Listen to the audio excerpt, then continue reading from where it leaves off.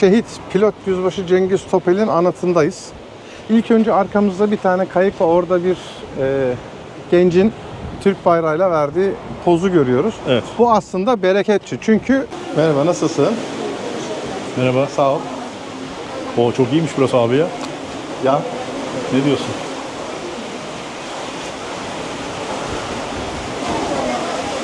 gelecekler, Erenköy'ü vuracaklar. Siviller de oturup seyredecek ve böylece Keyif alacaklar. Türklerin nasıl hani ortadan kaldırıldığı ve hani Erenköy'ün haritadan silindiğini izleyecekler.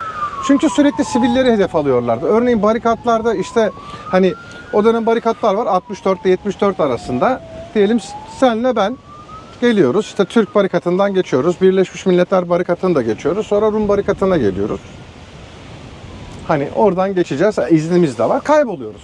Atlılar, Murat Ağa ve Sandallar'da 126 tane kadın, çocuk ve yaşlıyı sadece öldürmediler.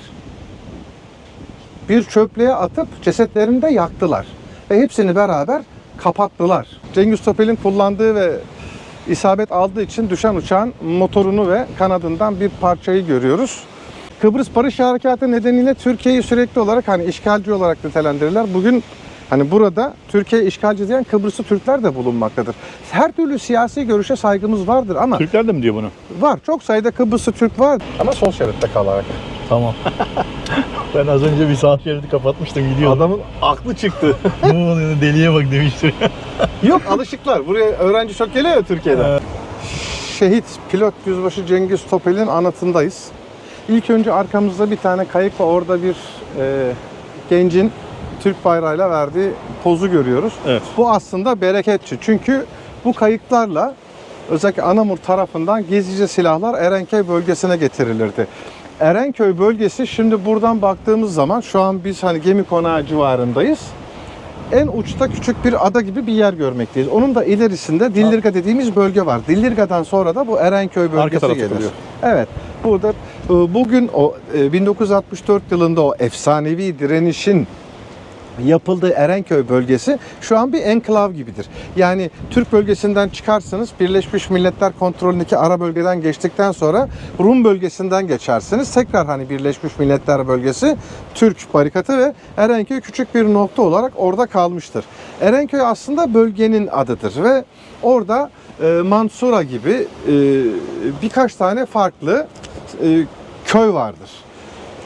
Özellikle 1964'ün Ocak ayında başlayan saldırılarda köyler birer ikişer terk edilir ve bir tek Erenköy geriye kalır. Bunu da aslında şöyle anlatmak gerekir. Bildiğiniz gibi 1960'ta Kıbrıs Cumhuriyeti kurulmuştu ve Türklerle Rumlar kurucu ortak olarak Kıbrıs Cumhuriyeti'nin ortak sahipleriydi. Fakat özellikle Cumhurbaşkanı Makaryos bir taraftan EOKA'yı gizlice silahlandırırken ya da en azından EOKA'nın silahlanmasına izin verirken, göz yumarken bir taraftan da Türklerin anayasal haklarını ellerinden alma peşindeydi ve nihayetinde o 63'ün sonunda 14 maddesini anayasanın, ki bunlar doğrudan Türklerin kararlarda etkin rol alma hakkını tanıyan maddelerdi, askıya aldığını duyurdu. Bunun üzerine Türk tarafı Doktor Fazıl Küçük önderliğinde, o zaman Cumhurbaşkanı yardımcısıydı, Cumhuriyet'ten çekildiler. Kısa süre sonra ise o tarihe Kanlı Noel olarak geçecek olan saldırılar başladı. 21 Aralık 1963'te Rumlar önce Arapahmet Mahallesi'nde, Lefkaşa'da başlamak üzere Adana'nın her yerinde Türklere saldırdılar. Düşmanımızın dahi mert olmasını isteriz. Fakat karşımızdaki düşman maalesef burada öyle hunharca insan öldürmüştür ki bunları kendim gördüm ve arz ediyorum. Bunun bilinmesinde tarih önünde fayda var. Ve bu saldırılar sonucunda çok sayıda Türk'ü şehit ettiler. Türk Mukavemet Teşkilatı üyeleri, mücahitler büyük kahramanlıklar gösterdiler ve barikatlar dönemi başlamış oldu. Ocak ayında saldırılar özellikle Erenköy bölgesinde yoğunlaşmaya başladı. Ocak ayında, Şubat ayında, Mart ayında giderek saldırılar şiddetlendiğinde 4 Mart 1964 tarihinde Birleşmiş Milletler geçici 186. kararını açıkladı. Buna göre adaya barış gücü göndermeye karar verdiler. Tabii Birleşmiş Milletler'in bir ülkeye barış gücü gönderebilmesi için o ülkeden onay alması, onun izni dahilinde ve koordinesi dahilinde barış gücünün yerleşmesi gerekiyor. 5 Mart'ta İngiliz askerleri, adada bulunan İngiliz askerleri Birleşmiş Milletler berelerini, o mavi bereleri takarak Birleşmiş Milletler barış gücü oldular ve sözde adada barışı tesis edecekler ve çatışmalara son vereceklerdi. Oysa ki tam tersi oldu. Saldırılar giderek arttı. 5 Ağustos günü, aslında Temmuz'un sonunda, Makaryos tam olarak Erenköy'ün tamamen alınması için gizli bir talimat verdi ve topyekün bir saldırıya başladılar. Bir savaştan bahsediyoruz. Hani bir savunan taraf var. Muhasara edilmiş, deniz kenarında küçük bir noktaya sıkışmış.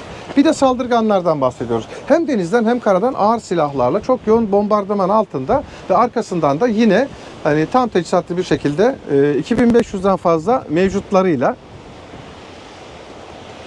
Erenköy'deki Türk varlığını tamamen yok etmek üzere saldırıya geçiyorlar.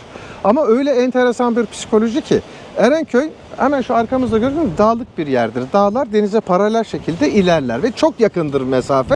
Ve hani Güzelyurt'tan başlayarak hani Girne Sıra Dağları ve Beşparmaklar diye devam eder.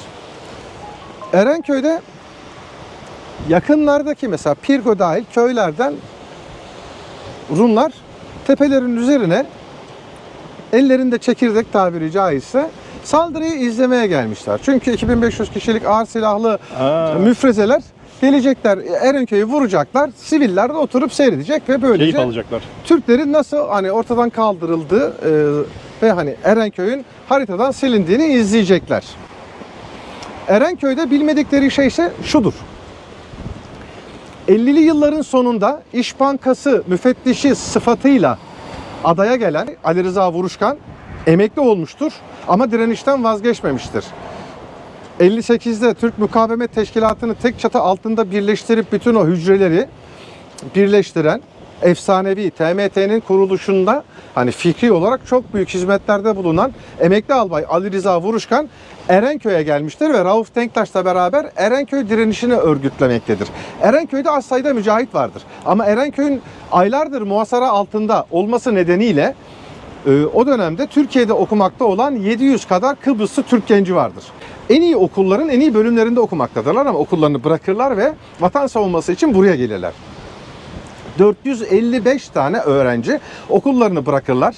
Geleceklerini bir çırpıda hani geride bırakırlar ve Erenköy'ü savunmaya gelirler. Onlardan bir tanesini görüyorsunuz. O dönem içerisinde tabii bu kayıklarla gizli gizli silah sevkiyatı devam etti ve bu silahları hani getirip karaya çıkaran ve mücahitlere teslim eden bu gençlere de bereketçiler denirdi. Bereketçiler. Bunlar tabii silahları böyle mesela bakabilir miyiz buna? Şeylere o dönemin kayığı mı bu? Evet. Ondan sonra şimdi her ne kadar silah sevkiyatı olsa da bu silah sadece Erenköy için değil. Erenköy'e gelir, buradan bütün ülkeye dağılırdı. O yüzden Erenköy'deki silahların mevcudiyeti son derece azdı. Kısıtlı hem mühimmatları vardı hem de kısıtlı silahları vardı ve aslında durum ümitsiz görünmekteydi. Erenköy'deki son kaleye çekildiklerinde Ali Rıza Vuruşkan oradaki tüm savunanlara bir emir verdi. Son mermiyi kendinize saklayın. Çünkü asla canlı teslim olmayacaklardı. Ya öleceklerdi ya da vatanı savunacaklardı. Artık durum ümitsiz bir hal almışken 2 tane Türk jeti semada belirdi. 2 tane F-100 Erenköy'ün üzerinden geçti.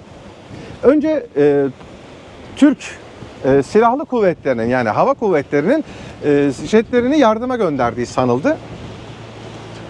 Ama jetler gidince hani ilk anda büyük bir hayal kırıklığı yaşandı.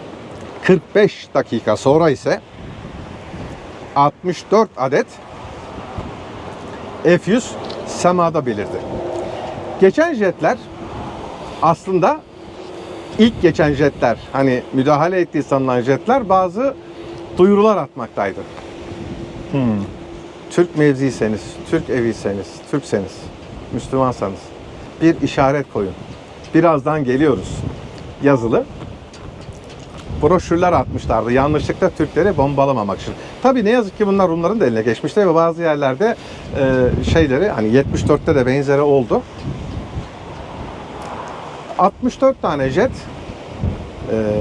deyim yerindeyse Erenköy'de hani o turistikte seyre gelen siviller dahil kim var kim yok çili yavrusu gibi dağıttı. Çekirdek yiyenler Çok var. kısa süre içerisinde saldırganlar hani neye uğradıklarını şaşırdılar ve geri çekildiler. İşte o savaşın en hararetli anlarından bir tanesinde Cengiz Topel işte bir örneğini gördüğünüz bu jetle Erenköy semalarında görünen 64 jetten bir tanesinin içindeydi. Geldiler, Türkiye geldi. Aslan kardeşim.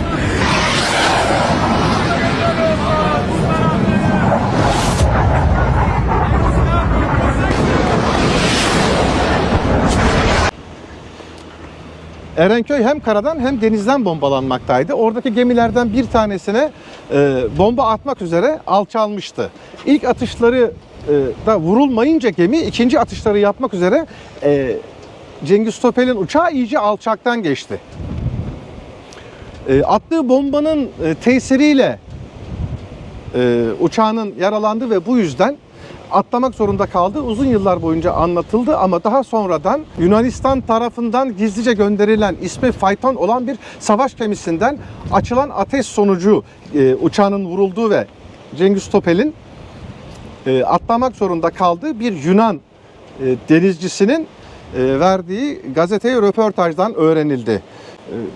Bunu tabii doğrulamak kolay değil ama hani eğer doğruysa hani burada Rumlarla Türkler savaşırken Yunanistan'ın da doğrudan buraya askeri bir varlık gönderip hani Rum Milli Muhafız Ordusu ve EOKA'ya destek çıktığını anlayabiliyoruz. Bu gerçekten hani Yunan tarihine de utançla yazılması gereken bir noktadır. Tam hemen hemen bu noktada bir yerde Cengiz Topel'in uçağı düştü ama kendisi fırlatma kolunu çekmiş, atlamıştı ve hemen çok yakında bir yerde sağ salim karaya indi. Bir karar vermesi gerekiyordu ne tarafa gitsin. Köylerin yerleşmelerini bilmedikleri için hani bir noktaya doğru yürümeye karar verdi ve doğrudan Rumların kucağına düştü. Rumlar bugün Cengiz Topel Hastanesi olarak bildiğimiz eski o CMC, Cyprus Mining Corporation'ın kurduğu hani Kıbrıs maden şirketinin kurduğu hastaneye doğru götürdüler Cengiz Topel'i. Ama niyetleri onu orada sağlık kontrolünden geçirmek değildi. 3 gün sonra naaşı teslim alındığında kollarının matkapla delindiği, kafasına çivi çakıldığı, gözünün birinin kör edildiği, bütün tırnaklarının kerpetenle söküldüğü ve daha pek çok akıl almaz işkencelere maruz kaldığı ortaya çıktı. Öncelikli olarak sapasağlam ve bir tane de kurşun yarası Yürüyerek bulundu. gidiyor. İşte Rumların işkenceyle şehit ettiği Cengiz Topel'in doktor raporu. Madde 1. Sol gözü çıkarılmış ve her iki kolunun pazusu matkapla delinmiş. Madde 2. Edep yerleri ezilmiş. Madde 3. Kafatasının sol tarafına bir beton çivisi çakılmış. Madde 4. Boğazından göbeğine kadar göğüs yarılmış. Madde 5. Akciğeri ve kalbi noksan, yani yarım ya da yok. Rumlar ağır işkenceler yapmışlardı ama bu işkenceyi görmüş bedeni teslim etmek istemediler. İngilizlerin yoğun baskı sonucu, uluslararası baskı sonucu vermek zorunda kaldılar ama bunu vermeden önce de hastanede görevli bir doktora hazırladıkları sahte raporu imzalatmak istediler. Aslında Cengiz Topel işkencede ölmemişti. Esir alındıktan sonra hastaneye getirilirken askerlerin bir anlık dalgınlığı sonucu bir sivilin ateş etmesi sonucu karnından vurulmuş ve öyle ölmüştü. İngiliz doktor bunu imzalamayı reddetti ve o gün Rumların kendisine de bir şey yapacağından korktuğu için hem ailesini hem de pılını pırtını toplayıp o gece ülkeyi terk etti. Ama o otopsi raporunu imzalamadı. Bugün hala bu ne yazık ki tartışma konusudur. Bu sahte otopsi raporunu örnek göstererek Cengiz Topel'in işkence görmediğini iddia edenler vardır. Bu hem şehidimizin anısına hem de hani evrensel bir değer olan gerçeğe yapılmış bir saygısızlıktır. 3 gün sonra yani 8 Ağustos'ta uçağı düşürüldükten sonra 10 Ağustos'ta sona erer çarpışmalar. Ama Cengiz Topel'in naaşını teslim almaya bir doktor gider. Kıbrıs'ın Kıbrıs Türk halkının ilk doktorlarından biri denebilir kendisi için. Bir cildiye uzmanıdır ama hani o barikatlardan geçmeye yetkisine sahip az sayıdaki doktorlardan bir tanesidir. Bugün hala Lefkoşa'da, Dereboyu'da muayenehanesinde doktorluk yapmaya devam eden sevgili zihni uzman naaşı teslim alır. Şehit Cengiz Topel'in cenazesini teslim aldım. Mosmor yaralar ve kanamalar mevcuttu.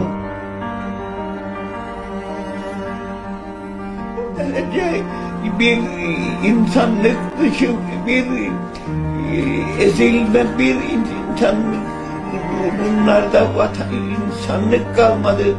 Hiçbir tırnakları söküldü, bütün kolu kırıldı ve her tarafı mosmor ve yara ezilmiş. Yani o insanlık için yapılan, ölünceye kadar, öldürünceye kadar olan eziyetlerin içinde isyan etmemek, bağırmamak günlerce ağladım. Hala da canlı gözümün önündedir Cengiz Topel. Bir hafta uyuyamadığını, sürekli kabuslar gördüğünü anlatmıştı. Kendisi benim komşum ve aynı zamanda doktorumdu.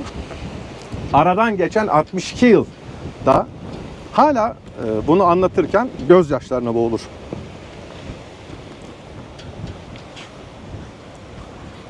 Bu uçak kullandığı uçak değildir, orijinal değildir. Cengiz Topel'in anısı için hani oraya sonradan getirilmiştir ama doğrudan o zaman kullanılan F-100'lerin bir örneğidir.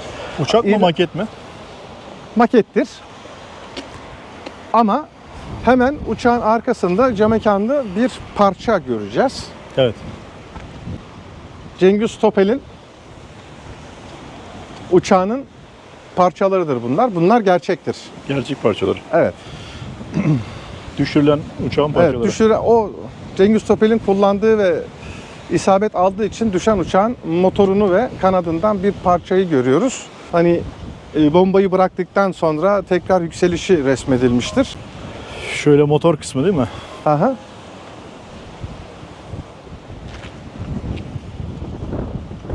Bu uçak Amerikan F-100D bu model F-100D. hangi Buna- menşeli? Amerikan. Evet, Amerikan. F-16'lar var ya bak, F-4'ler var, F-84'ler var, Evet. F-100'ler var ve F-16'lar var. Hani bizim kullandıklarımız. Bu tek motorlu uçan, bu aslında roket. Nasıl? Hani roketi uçağa çevirmişler gibi düşünebilirsin dizayn olarak. Bu uçaklara uçan tabut derlerdi. Hani şeydi. Kamikaze gibi. Biraz.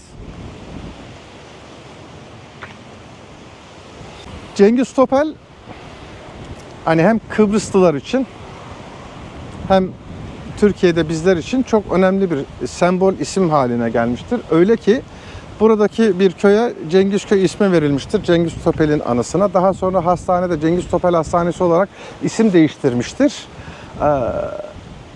Güzel yanı mesela Cengiz Topel nerelidir diye sorduğunuzda çoğu insan bilmez. Çünkü Cengiz Topel'in memleketi yoktur.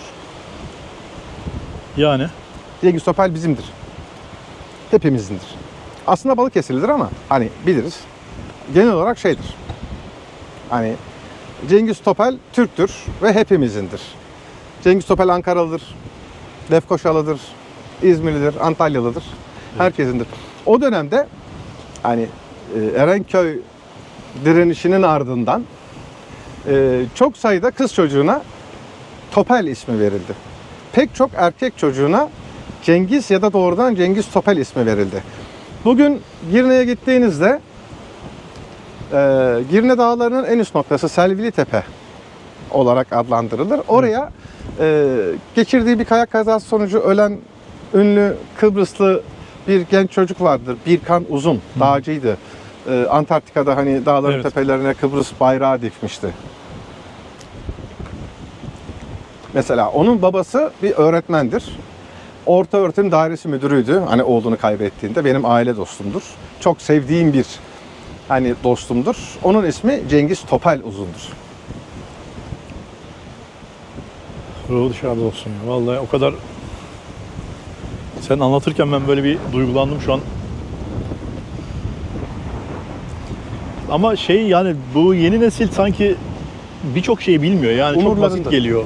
Ya çağ öyle bir Normaldir. şey. Zamana yenilmesi bazı Zamanın ruhu böyle. Yani mesela benim babaları mücahit olan arkadaşlarım var. Yani öyle şeyler söylüyorlar. Mesela bugün ben hep üzülerek izliyorum. Kıbrıs'taki mesela Kıbrıs sorunu tamamen bireysel mülkiyet sorununa indirilmiş durumda. Yok efendim kuzeyde kalan Rum mallarını biz işte ganimet olarak almışız da yok bilmem neymiş de vahmış da Şurası tühmüş neydi de. abi? Hani Kısadan böyle seni de yorduk. Burada güneşin Estağfurullah. altındayız. bu yani şu en baştan başlamak gerekir. Abi bu kadar bilgiye nasıl sahip olabildin? Yani bunlar Okuyarak. kitaplarla mı? Okuyarak. Normal bir şey değil bu ya. Okuyarak bu Yok kadar. estağfurullah ya yani Yani çok ekstra bir zeka olması lazım bir insanda ki okuyarak bu kadar ya şöyle biraz detayları ayrıntı bilmek. nasıl diyeyim, okuduğum aklımda kalıyor galiba ya, biraz hafızam iyidir. Okuyarak Ama bir de sanki gezerek böyle yani yaşamış gibi geziyorum. Tabii bir de hissettiriyorsun onu. şeyim var, nasıl diyeyim, hani televizyonculuk geçmişimin olması, hani bir de hani sevdiğim bir şey. Hani ben öğrenmeyi seviyorum, okumayı seviyorum. Şimdi sen Tarihi- rehberlik yapıyorsun ya, yani gelecek olan eğer gezmek isteyen, gerçekten Kıbrıs'ı gezmek isteyen insanlar için sana ulaşmasını tavsiye edebilir miyiz? Ulaşsınlar mı sana? Vallahi Rehberlik hizmeti verir misin? Benden rehberlik hizmeti almak isterlerse bundan şeref duyarım, onur duyarım. Yani eğer bir nebze olsun Kıbrıs'ı daha iyi tanımalarına vesile olacaksam bunu seve seve yaparım. Kıbrıs'ın gerçek yüzü, sadece turistik yüzü olası da Hayır. gerçek yüzü ama hani gerçek Kıbrıs'ı gelin görün, çok güzeldir, çok turistik bir Eğlenin. yerdir. Eğlenin ama Kıbrıs'ın tarihini de tanıyın öğrenin. da. Kıbrıs'ı da daha yakından tanıyın. Kıbrıs'ı tanıyın, Kıbrıslıyı tanıyın.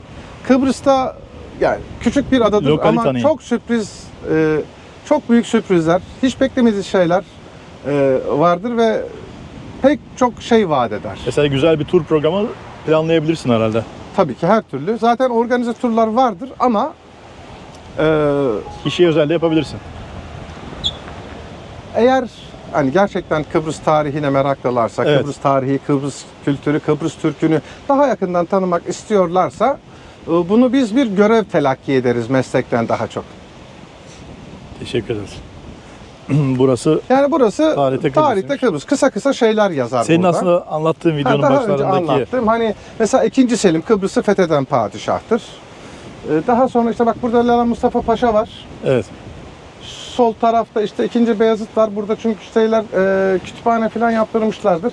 Şu aşağıda mesela Megalo Ida ve Enosisler. Megalo Ida büyük ülke demek. Enosis de Kıbrıs'ta Yunan birliği. Yani buradaki Rumlar Kıbrıs'ın Yunanistan'ın doğal bir parçası olduğunu iddia ederlerdi. Peki şunu ben anlamadım. Yunan ve Rum. Evet. Aynı millet değil. Aynı millet. Aynı millet. mi? Aynı millet. Biz Rum diyoruz. Biz Rum diyoruz. Ha, Rumeli diyoruz ya. Hani Rumeli. Hı hı. Orası işte Rumeli, yani hani onların yaşadığı yer. Evet. Türk Mukavemet Teşkilatı.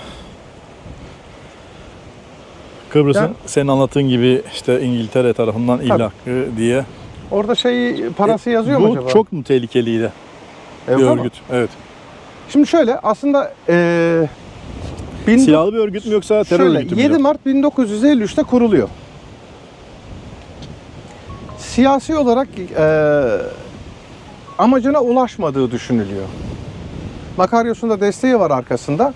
Ama 1955'te 1 Nisan'da bir bildiri yayınlıyor ve silahlı eyleme geçiyor.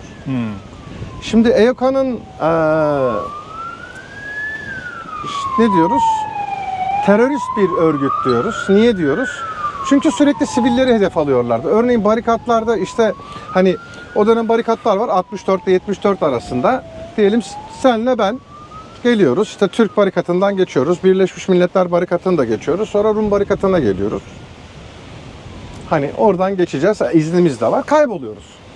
Karışık yaşadıkları yerlerde artık güvende değillerdi. Bir Rum mahallesinden geçen Türk geri dönmeyebilirdi. Yollarda kontrol noktaları vardı. Rum çeteleri durduruyordu. Bu yüzden Türkler toplandı. Köylerini, mahallelerini terk edip kendi bölgelerine sığındılar. Küçük adacıklar oluştu. Etrafı Rum kontrolündeki topraklarla çevrili Türk bölgeleri. Adanın %3'ü. Bu adacıkların etrafı tel örgüyle, kontrol noktalarıyla, namlularla çevrildi. Bir açık hava hapishanesi. Enklav demek kuşatma demekti. İçeri giren her şey Rum kontrolünden geçerdi. 55 sene sonra bir madende arabamızın içinde cenazelerimizi buluyorlar. Öyle arkadaşım var benim. Babasının cenazesini 55 yıl sonra buldular. 55 yıl sonra. Ya bir arkadaşım var. 47 sene yanlış mezara dua etmişler. Babasının gömüldüğü yeri bile bilmiyordu. Attılar Murat Ağa Sandallar diye bir yerde 13 Ağustos'u 14 Ağustos'a bağlayan gece harekatın ikinci bölümü başladığında Rumlar hani o barış görüşmeleri olduğu için bütün Türk köyleri muhasara etmişti. Eli silah tutan bütün Türkleri esir alıp götürmüşlerdi. Köylerde sadece yaşlılar, kadınlar ve çocuklar vardı. Attılar Murat Ağa ve Sandallar'da 126 tane kadın, çocuk ve yaşlıyı sadece öldürmediler. Bir çöplüğe atıp cesetlerini de yaktılar. Ve hepsini beraber kapattılar. Bugün hala biz onların kimliklerini tespit etmeye çalışıyoruz. Tarih 14 Ağustos 1974. Barış Harekatı'nın ikinci aşaması sürerken Mağaza'nın 3 Türk köyü Murat Ağa, Sandallar ve Atlılar, EOKA ve Yunan teröristlerinin hedefi oldu. Önce Sandallar basıldı. Köylüler zorla Murat Ağa'ya götürüldü. İki köyün sakinleri bir arada toplanıp makinalı tüfeklerle tarandı, kesici aletlerle parçalandı. Bir kısmı yakıldı, cesetler kepçelerle toplu mezara atıldı. Murat Ağa ve Sandallardan 89 kişi çıkarıldı. Ertesi gün 15 Ağustos'ta Atlılar aynı vahşete uğradı. Türkler köy dışına çıkarıldı, kendi mezarları kazdırıldıktan sonra kurşuna dizildi. 37 kişi öldürüldü. Toplam 126 Kıbrıs Türk'ü. En küçüğü 16 günlük bebek Selden Ali Faik, en yaşlısı 95 yaşındaki Hüseyin Osman'dı. Ne acı ya.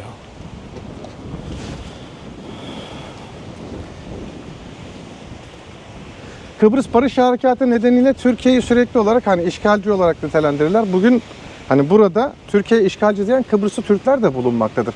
Her türlü siyasi görüşe saygımız vardır ama Türkler de mi diyor bunu? var. Çok sayıda Kıbrıslı Türk vardır. Hani aradan geçen yıllarda mevcut siyasi yapının yanlışları, işte bugünkü hani tanınmamışlığın verdiği sıkışmışlık vesaire pek çok şekilde bunları açıklayabilirsin. Ama şunu açıklayamazsın.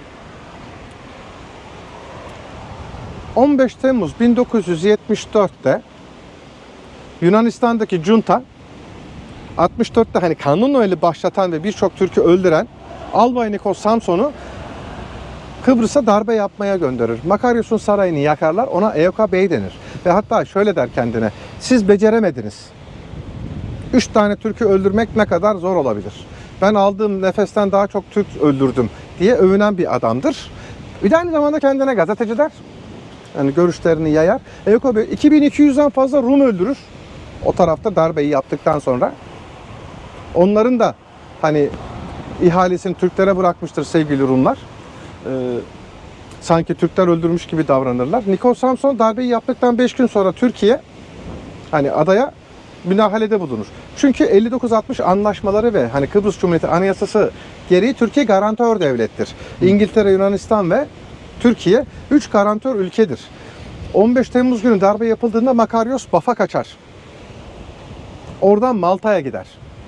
Radyodan duyurur, ben ölmedim, hayattayım der. Birleşmiş Milletler'e gider. Hani ve Birleşmiş Milletler Genel Kurulu'na seslenir. Ülkem işgal edilmiştir. Garantör devletlere bir an önce müdahale etmelerini ve bu işgali sonlandırmaları çağrısında bulunuyorum der. Kimdir bu? Kıbrıs Cumhuriyeti Cumhurbaşkanı.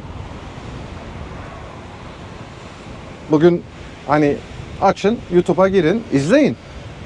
Ve Türkiye hem çağrıya yanıt vermiştir hem de 59-60 anlaşmalarıyla Kıbrıs Cumhuriyeti Anayasası'ndan İsmi neydi? Makaryos, Makaryos. meşhur Makaryos, Piskopos Makaryos, Başpiskopos Makaryos. O da çağrıda bulunmuştur ve Türkiye uluslararası anlaşmalardan doğan garantörlük hakkını kullanarak adaya müdahale etmiştir ve hani sevgili gözünün yağını yediğimin iki yüzlü Batı demokrasisi bugün Türkiye'ye hala işgalci demektedir. Spiker anlatıyor. Buraya diyor yağmur gibi mermi yağıyor diyor. Yunanlardan, Rum Milli Muhafız Ordusu'ndan. Ama diyor Türk askerleri çıkmaya başladı. İnanılmaz bir şey oldu. İngiliz BBC spikeri ve sonunda ne dedi biliyor musunuz? Yani normal bir insan bu ateş altında ilerleyemez. Bu nasıl olur? Allah kimseyi Türk ordusunun karşısına çıkartmasın. Hoş geldin. Hoş geldin. Nasılsın? Yüzünüzü be. Hoş geldin. Hoş geldin. Hoş geldin. Genelde Adana, Hatay bölgesinde şu an çok gelen var. Onun bir tarihi sebebi var mı abi? Var. Bir, sadece 80 kilometre uzakta. 2. Limon var. Hani ticaret orayla Ya yoğunlaşıyor. uçakla Hani, da bir saat zaten. O çok şey değil de. ya eskiden uçak yok ya. Limanla. Hani limandan en yakın yer orası. Hani Mersin ve Hatay. Evet. Hani Adana. Oradan çok geliniyor, gidiliyor. Eski tarihte de şeymiş. Bir taraftan yürüyelim abi arabaya Ha. doğru. Yani şey düşün. 64'te ne diyoruz? Bu tarafa silah sevkiyatı yapılıyordu. Nereden yapılıyordu? Anamur'dan yapılıyordu. Evet. Niye? En yakın yer orası. Tarihi olarak Kıbrıslılar da mesela hani gemiye binip oraya gidip alışverişlerini yapıp falan geliyorlardı. Hani satılacak bir şey varsa gidip satıyorlardı. Ama tabii şey var. Yani 1975'te Tarım İş Gücü Anlaşması imzalandı ve hani Türkiye, yani burada Türk toprağı Kıbrıs'ın %36'sına tekabül ediyor. O zaman nüfusun yalnızca %18'i Türktü ve hani çoğu zaten hani devlet dairelerinde iş bulamıyorlardı. İşte mal mülk edinmelerine bir şekilde izin vermiyorlardı. Mal mülk olanı da böyle biraz daha fazla para verip satın alıp hani onların adadan gitmesini sağlamaya çalışıyorlardı. Yani aslında burada Türk varlığı olmasın istiyordu Rum tarafı. Kıbrıs Barış Harekatı'ndan sonra özellikle Kıbrıs Türk Federi Devleti zamanı mecliste filan yapılan konuşmalarda Türkiye'den nüfus transferi yapılıp buraların Türkleştirilmesi politikası vardı. İstedikleri kadar Türk gelmemiş. Hani ben o dönemin önde gelen Kıbrıs'ta Türk siyasetçilerin 400 bin nüfus gönderilsin dediğini kayıtlarda okudum, meclis kayıtlarında, ama bugünkü, yani geçmiş dönemde atılan yanlış politik adımların sonucu ne yazık ki böyle bir hani Kıbrıslı ve Türkiye'li ayrımına yol açmış durumda. Teşekkür ederim abi, sağ olasın. Güzel bir anlatımdı. Burada niye denize girilmiyor peki? Çok dalgalı olduğu için mi? Yoksa öyle bir kültür mü yok? Yok, yani burada şu an denize girebilmek için düzenlenmiş bir plaj yok. Biz burada denize giriyoruz. Şuradan hemen atlıyoruz filan, çay yapıyoruz. Ha, giriliyor yine. Ama biraz dalgalı değil mi? Dalgalı. Mesela hemen şöyle kamerayı da çevireyim. Bu tarafa bakın. Şurada bazı setler görürsün. Yığmalar vardır. Evet. Bunlar o maden firmasından kalan atık yığınlarıdır. Bu yine maden firmasının hani yarattığı ticaretin bir sonucu olarak yapılan bir iskeledir. Bir Liman gibi miydi burası? tabii bak, şurada CMC restoran yazar. Şurada bak bir tren görürsün. Bu işte o bakır madenlerini filan taşıyan trenin lokomotifleri ve şeyleriydi, raylarıydı. Bu binalar hep o CMC dediğimiz Cyprus Mining Company'nin binalarıydı. Bu sol tarafa şimdi bakacağız. Ama sol şeritte kalarak. Tamam. Ben az önce bir sağ şeridi kapatmıştım, gidiyordum. Adamın aklı çıktı. Ne oluyor, deliye bak demiştim. Yok, alışıklar. Buraya öğrenci çok geliyor ya Türkiye'den. Demişti, enayinin biri geldi. Allah'ım yarabbim. Abi ne bilelim ya. Ne yapan be ama de diye bağırmıştır adamlar. Demişti, ne yapan be ya, manyak mıdır ne dedi. Ne yapan be avvale diye bağırmıştır. Ne demek? Düz devam et. Şimdi bir şey göreceğiz orada. Yavaş yavaş git. Burası neydi bölgenin ismi? Burası Gemi Konağı köyü. Eksero. Şeyi de ne diyorlar? Burası sanayi bölgesi. Şu bina bak, sağa görüyor musun? Hafif dur. Bak ne kadar güzel bir bina var, görüyor musun? Bak adımlıklı madımlıklı. Ön tarafını biraz bozmuşuz ama sıra biçimde yapılmış evlerde hep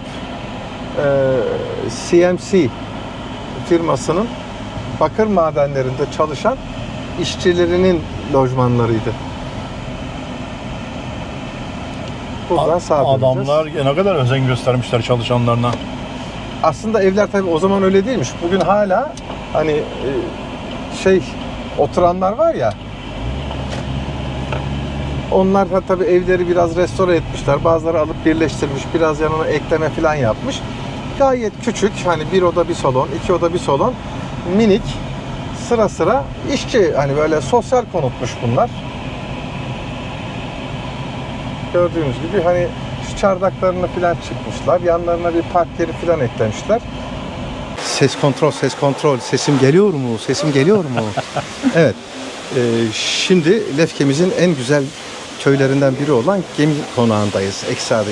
Eski adıyla Xero'da. Burada Melmer isimli çok güzel bir deniz kenarında aile işletmesi var. Bu bölgenin en güzel pastanelerinden bir tanesidir. Özellikle hafta sonu ailenizde kahvaltıya ve denizin üstünde güzel kendi elleriyle yaptıkları reçelleri, marmelatları, her türlü ürünü yiyebileceğiniz bir yerdir. Şimdi kendilerine küçük bir sürpriz yapıyoruz. Buyurun. Hadi bakalım.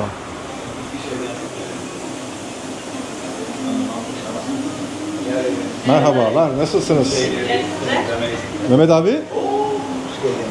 Nasılsınız? İyi, sağ olun. Merhaba, hoş Merhaba. geldiniz. Ne var ne yok? Mehmet ama. İyisiniz.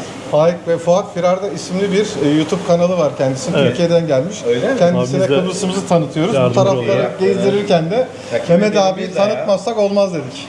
Takip ederim biz de. Neyse Tabii, ne tabii. oldu? Fuat Firar'da. Fuat Firarda. Ha, firardasın yani. Firardayız. Ha, geliyor. Güzel. Geliyor. Buraların ne yapıyorsun abi? Tamam, iyidir, sağ olun. Ha. Merhaba, nasılsın? Merhaba. Sağ ol.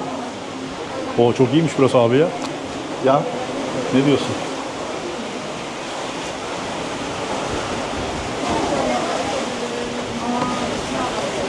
Üf üf üf.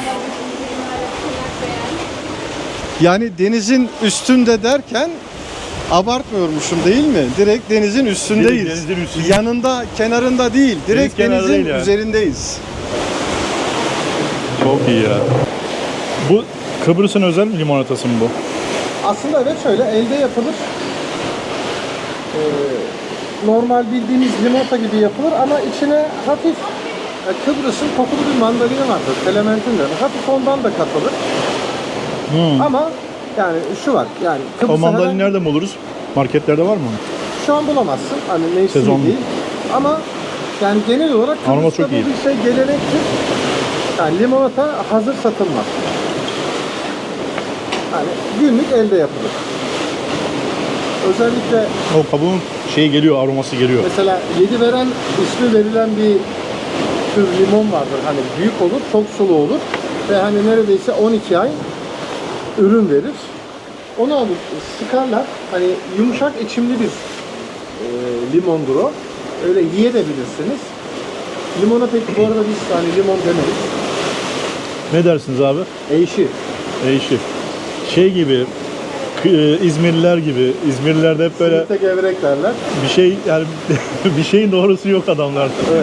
Hani bize göre doğrusu yok. İzmir'e göre yani her şeyin bir de İzmirlicesi vardır. Tabii. Biz İzmir'de falan böyle. Kıbrıs'ta limona eşi denir. Hani ekşi. Nasıl geldin sen buraya? Yani seni buraya ne yaptı? 2013 senesinde o zaman hani TRT bir ilk görev verdi sana buraya Evet. geç diye.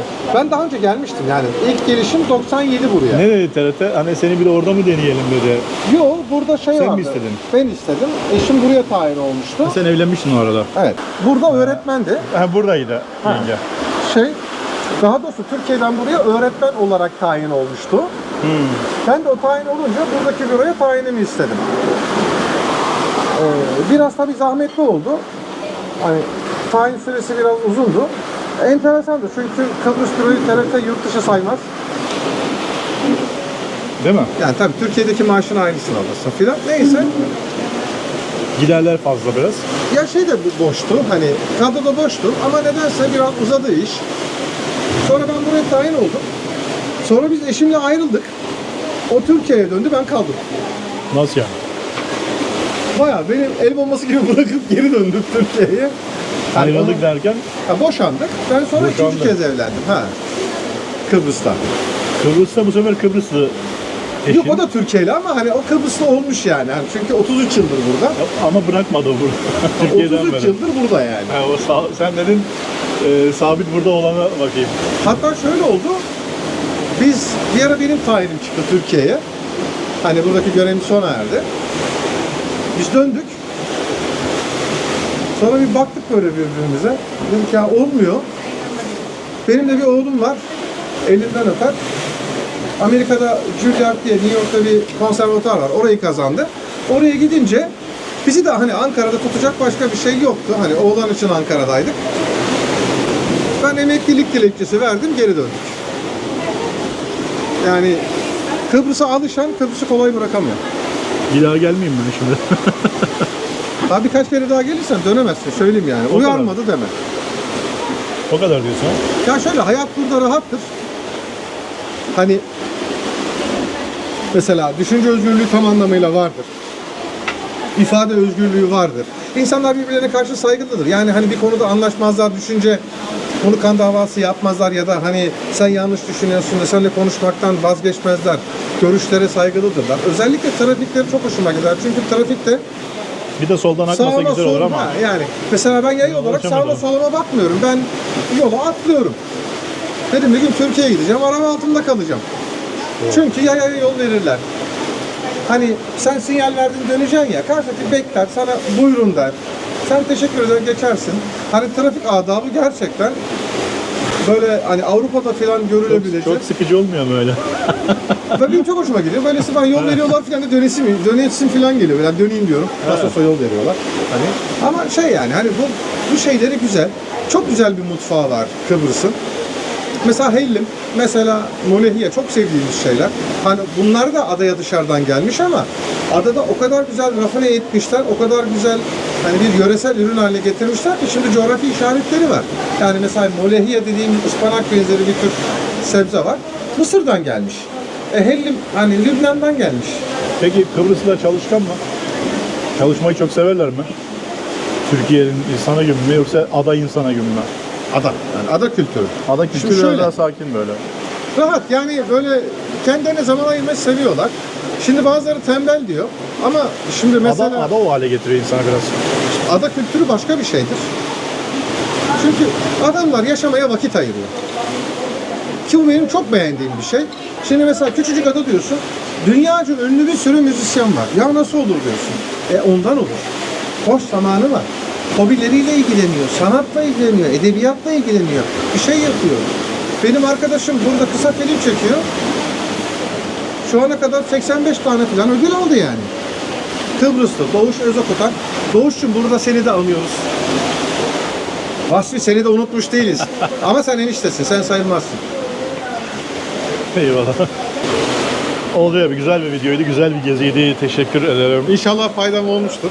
Olmaz olur mu? Yani inşallah gelecek olan arkadaşlar da senin rehberliğinle buraları keşfetmiş olur. Yeni bir keşif gibi aslında. Sen bildiğin böyle yürüyen tarih kitabı mı derler? Estağfurullah. Ya gerçekten öyle ama hani o kadar çok detay var ki böyle. Evet, aslında tabii hani biz uzun yıllar önce Kıbrıs'a geldik. Hani burayı ikinci vatanımız belledik, yerleştik. Hani burada kendimize ikinci bir hayat kurduk hani yeniden. Hani sevdiğimiz için, sevildiğimiz için Kıbrıslı dostlarımız da sağ olsunlar hani bizleri kabul ettiler. Kendilerinden saydılar. Hani bir ülkeyi niye seversin? Hani bir şehri niye seversin?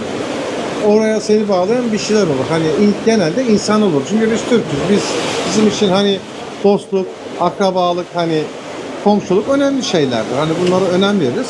Hani bu da sevdiler bizi ama hani ben özellikle rehberlik, yani gazetecilik yaparken de, rehberlik yaparken de gözlemlediğim bir şey vardı. Biz Kıbrıs'ı çok az biliyoruz. Ne yazık ki. Türkiye'de. Ben TRT'de burada görev yaparken, Dış Basın Birliği kuruluşunda başkanlık yaparken, Gazeteciler Cemiyeti'nde, Türkiye Gazeteciler Federasyonu'nun bir başkanlar konseyini Kıbrıs'ta yapma kararı almıştık ve 120'ye yakın gazeteci getirmiştik. Onlar da gezinin sonunda şöyle demişlerdi, ya biz Kıbrıs'ı hiç tanımıyormuşuz, bilmiyormuşuz. Hani bilgilerimiz çok eskiymiş diye. Hani çünkü hiçbir şey aynı kalmıyor biliyorsun, değişiyor. Kıbrıs'ta değişiyor, dünyada değiştiği gibi. Ama hani doğasıyla, tarihiyle, insanıyla, yemesiyle, içmesiyle Kıbrıs gerçekten görülmeye değer bir ülkedir. Hani Kuzey Kıbrıs Türk Cumhuriyeti zaten hani en önemli girdisi turizm. Turiste ihtiyaç duyuyor. Ama sadece ihtiyaç için değil. Kıbrıs'ı Türk'ü bilmemiz, tanımamız ve bir anlamda onun da sesi olmamız gerekiyor. Sadece kasino olarak tanıyorlar Kıbrıs'ı. Yani genel olarak insanlar aklında o şekilde yer edilmiş. Ne yazık ki yani hani çok lüks oteller var ve hani kumar var. Tamam yani o da bir sektör. İsteyen etmiyoruz. oraya da gitsin. Ama Kıbrıs kumarla hani bu 5 yıldızlı otellerle sınırlı değil. Gezin, işte bakın şu güzelim denizin tadını çıkarın. Hani bir moleheye ekmek banın. Şöyle bir hellim kebabı yiyin. Bir şeftali kebabının cızırtısını bir duyun. Hani hemen şu an aklıma geliverenler bunlar. Bir hırsız kebabı var, gelin bir yiyin. Bir gleftiko var. Fırın kebabı. Hırsız kebabı da denir. Hani mesela özellikle Egeli arkadaşlar, tabii hani bir zeytin kültürü vardır. Bir zeytinyağlı ve zeytinyağı kültürü vardır. Onlara da diyelim, zeytinin ana vatanına gelin. Yani Kıbrıs'a gelin. Teşekkür ederiz abi. Yani mesela zeytinin ana vatanı aslında Orta Doğu, yani Lübnan, Suriye ve Kıbrıs'tır. Abi Olacak. ansiklopedi ya vallahi. Videoyu beğendiyseniz yorum yapmayı, yorumlarınız çok değerli. Seni takip edecekleri bir sayfa, bir şey var mı abi? Sosyal medyada Olcay Kıraç olarak beni bulabilirsiniz. Olcay Instagram'da Kıraç. ve Facebook'ta ve de Twitter'da. Oradan da yazabilirsiniz abimize. Eğer ulaşmak, burada gezip görmek isterseniz. Yorumlar yapmayı, beğenmeyi, yani like tuşuna basmayı ihmal etmeyin. Bir sonraki güzel Kıbrıs videolarında görüşmek üzere. Hoşça kalın. Hoşça kalın.